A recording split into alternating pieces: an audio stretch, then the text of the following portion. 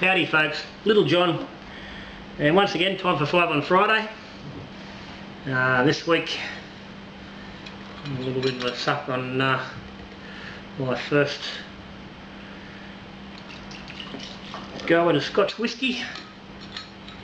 I want to keep the snobs happy. An Australian version of a Scotch whisky recipe. It's been a little bit of content, a bit of drama about it on Facebook and whatnot recently, that what is and isn't Scotch or bourbon, or people are going to be upset about making Scotch in Australia. Anyway, not what we are here to discuss. What I want to talk about today is your best beer, making your best beer, chasing after it, knowing whether you've made your best beer, or even just knowing how to go about making your best beer.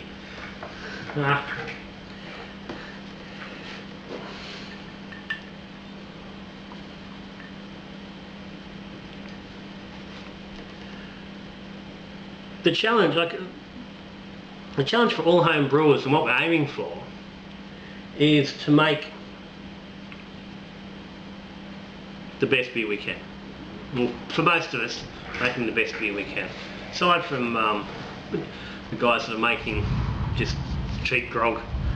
But even then, even if you are just making cheap grog to get yourself rotten on, you still want that to be the best you can make in that context.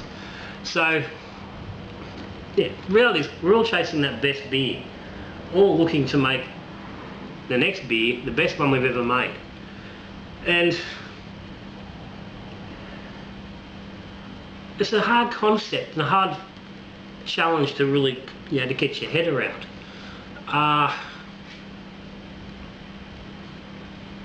Because what exactly is your best beer going to taste like? How is it going to be? So, is it a particular beer? Is it a certain feel? Is it a certain taste? Does it have a certain body? Does it have a certain hop level? If you don't know in your mind what your best beer is, then you're never gonna know when you actually make it, if you ever make it. Going along and making a beer and going, oh yeah, this is better than that last beer I made, it's better than that one, but I don't think it's as good as the one I made a couple of years back. Well, hang on, it might be someone else said was the best beer that you've ever made. Now, that is another part of the equation. Is the best beer you ever made at this point the best beer you're ever going to make? Are you going to be able to get better than that best beer that you've already done? Maybe you've hit the pinnacle, maybe you can't get there again. Perhaps you're just chasing yourself at that point and never getting back there. It's the same, you see it on surfing particularly is one you see all the time. Surfers in search of the perfect wave. And it's that same concept. If you do get that perfect wave, are you going to realise that that was it? Because if you don't know exactly what that perfect wave looks like beforehand, you're not going to know it when you get to it. You just know that's a good one. And beer's the same.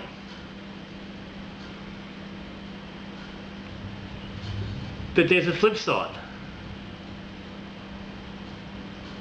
Is the best beer you're ever going to make the beer that you think your best beer is going to be? It sounds a tad confusing, but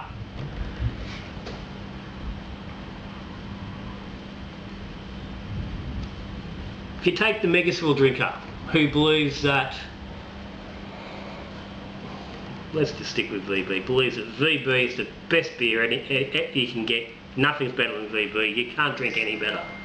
So that's their high point. That's the best beer. Now,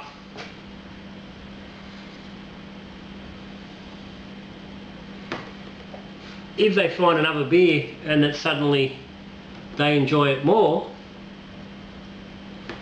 what they thought was their best beer is no longer the best beer. So knowing what you think is the best beer can cloud what you're looking at. You need to approach each beer on its own merits and then determine, okay, is this the best beer I've ever had? Is this the best beer I've ever made? Is it better than the others? And again, this is completely subjective.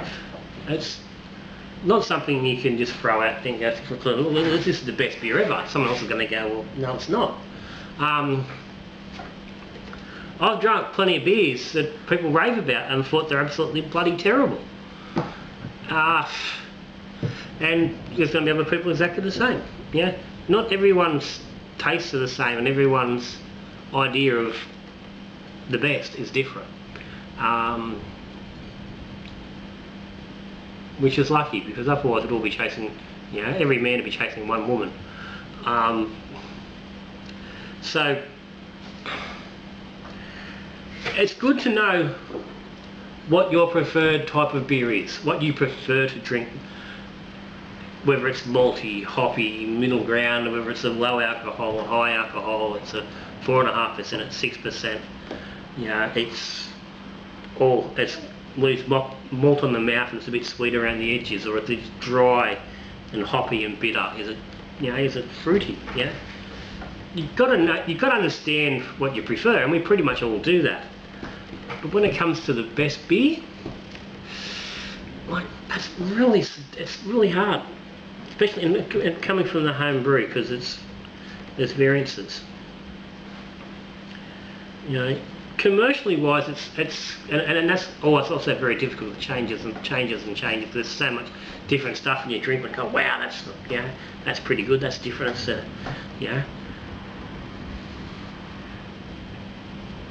I can remember back to the first, like, for a lot of years I didn't really drink beer. I was a bourbon drinker. I didn't drink much beer. wasn't a fan of beer in my younger days.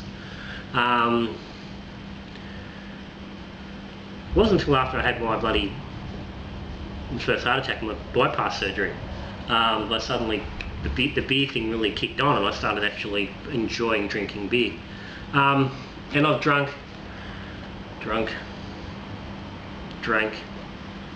a huge amount of different beers, and covering every style available in that time.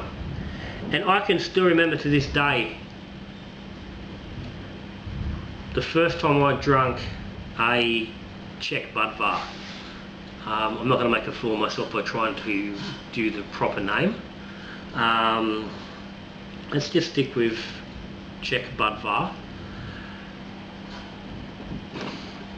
And to this day, I've not had a beer have that same impact. And a lot of people say, well, it's just a basic Czech lager, and realistically it is, but it did something. Wychwood Brewery's Hobgoblin, very similar. Two beers that but when I first drank them was just like, whoa. Really big impact, and shit. Like the Budvar, my feet, for the first 3 or 4 bottles I drank of that, started doing a fucking jig. It was my whole body was like, wow, what's this?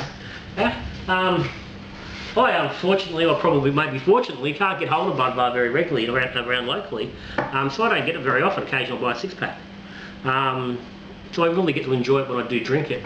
But from the home brew sense,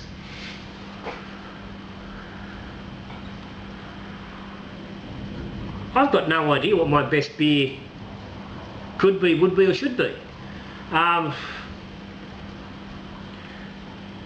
had plenty of plenty of really good beers. And there's a couple I can go, well, these are the better beers. These are some of the better beers I've ever brewed. Yeah. Aussie Lager that went to, took first place for Aussie Lager at the States and at Nationals, a few years back. You could argue that was my best beer. But I know for myself, I've made better versions of that beer since. This year's current, or last year's, which is, I've got about 3 bottles of it left. I had a bottle the other day. Is bloody beautiful. Everything an Aussie lager should be. And to a degree, I could probably say that's probably as good as I'm going to make. I can get that lager. Is it the best? Well, might not be, because I may be able to do it better, but it's got to be up there. I don't think I can do much better.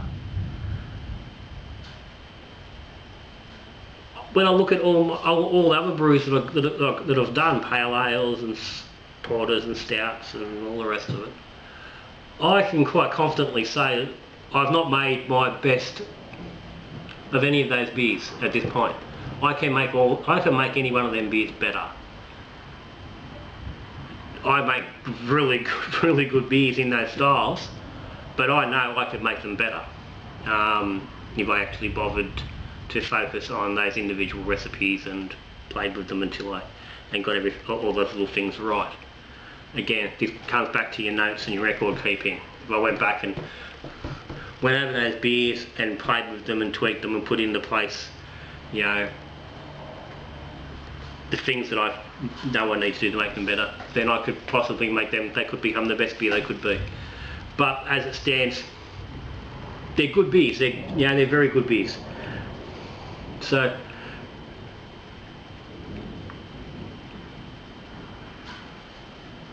chasing after your best beer is not really something you should be doing. Every time you make a beer, you're looking to make a good beer, and by using all the things that you learned as you go along and looking, being careful with your recipe creation, your grains and your hops, and taking your care of your sanitation and your yeast health and your aeration and things like that. Making sure all the little things go right along the way, it gives you a really good chance that you're going to knock out a really good beer. One day, you're going to knock out the best beer you've ever made. Or maybe you've already done it, and you've already done it. Maybe you're waiting for it still to happen. But learning, taking in all the things, putting them into action, taking your notes, looking at them with each brew and refining it, will get you closer to making that best beer you've ever made, or the best beer you've made in that particular style. But as long as we're hunting towards making that best beer, we try to improve, and while we try to improve, our beers are going to get better. Occasionally you're going to throw out a beer that's not great because you've tried something different. But if you don't have them not so good beers, you're not going to get the great beers, because the good beers and not so good beers together is what makes the great beers. So keep brewing, knock them out, keep your records, and keep going forward. If you got any comments, stick them down the bottom. If you think you've had your best beer, tell me what it was. If you want to just tell me what you think the best beer is, go for it. No one's going to pick you apart for it. Even if you want to tell me it's Great Northern. Doesn't matter. If you think that's the best beer, that's good. Best beer is the best beer that you like more than any other. If you haven't subscribed to the channel, hit the subscribe button down there. Because we do stuff, we play around, we're looking at things, we're doing things that help you to make the best beer you can make. But that's me. That's Little John for today. So until I see you next time, when we're talking beer, we're drinking beer or we're brewing beer, good brewing.